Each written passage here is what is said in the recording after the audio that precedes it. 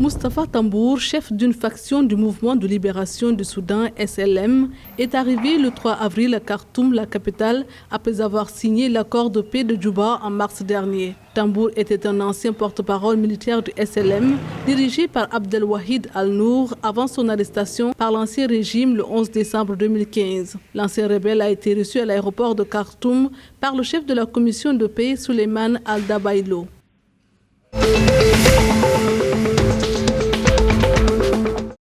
L'archevêque de l'archidiocèse de Kampala, le docteur Cyprien Kizito Luanga, est décédé selon une déclaration de l'Église catholique. Le docteur Luanga a été vu pour la dernière fois en public le 2 avril alors qu'il dirigeait une messe à l'Église catholique de Rubaga lors des célébrations du Vendredi Saint. En avril 2018, le docteur Luanga a révélé que sa vie avait été menacée par un appelant anonyme qui affirmait que l'État avait reçu des informations le liant à un complot visant à renverser le gouvernement.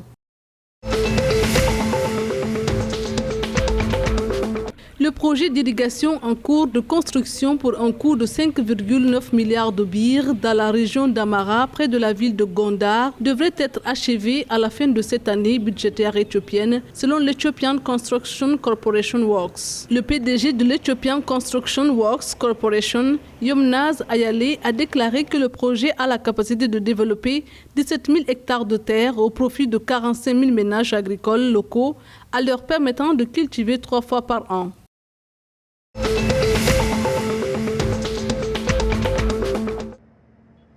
Les travaux de réhabilitation et de modernisation de la route de 208 km Kagitumba-Kayonza-Rusumo, qui devrait améliorer la connectivité, ont été achevés pour un coût de 376,5 millions de dollars. Cette annonce a été faite par le ministère de l'Infrastructure. C'était en février 2018 qu'ont été lancés les travaux de réhabilitation et de mise à niveau de l'axe. Aujourd'hui, ce réseau routier régional est une installation emblématique reliant les corridors nord et central. Cette route ouvre désormais la voie aux activités de développement dans les districts de Nyagatare, Kayonza et Kirehe. Elle renforcera également la connectivité entre les pays de la région Afrique de l'Est.